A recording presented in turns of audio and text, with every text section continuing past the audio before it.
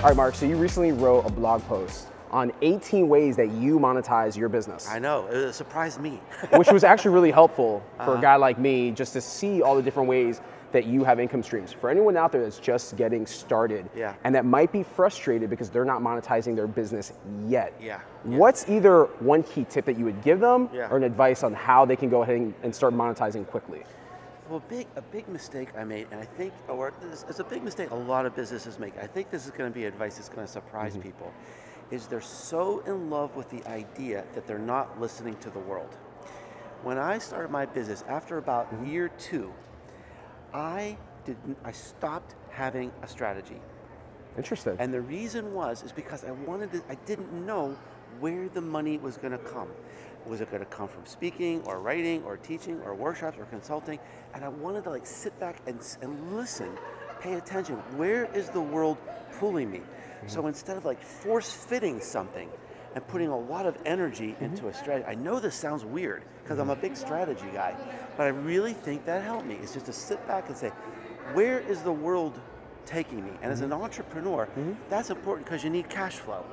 So don't fight it. I mean, don't fight upstream. Don't become so in love with a strategy that you can't hear what the world is telling you. Now, I see what you're saying. Don't be married to the strategy because you should definitely pivot. But in terms of having a product or a service, you have a lot of solopreneurs out there that are just starting out and they're, let's say, starting off a social media consulting practice. They're not making any money whatsoever.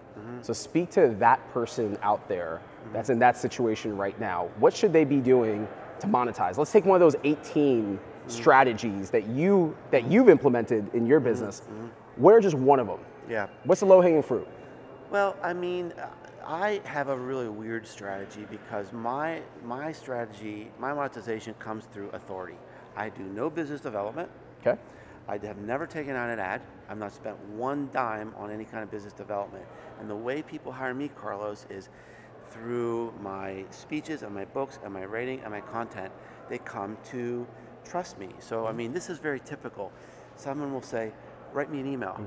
And they'll say, Mark, I've been reading your blog for 3 years, and finally I'm in a position to hire you for something. Now, I might have never heard of that person before, but through my content, I created an emotional connection to that person.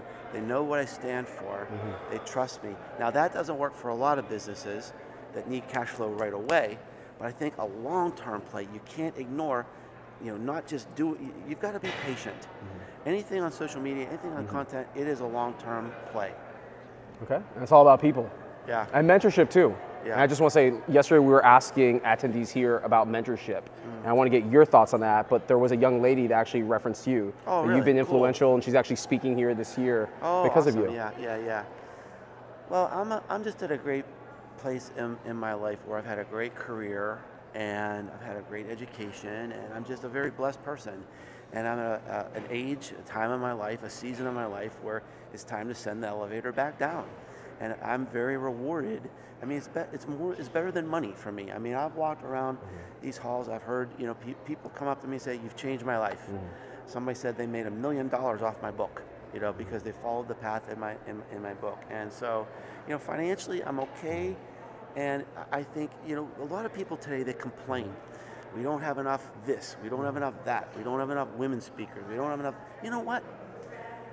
Don't complain. Everybody has the power to change something. Be the change. Just take a little step. Instead of lending a hand, be the hand.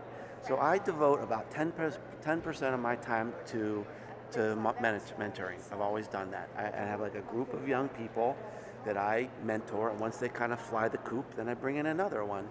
And I find people that I believe in, and I find people that are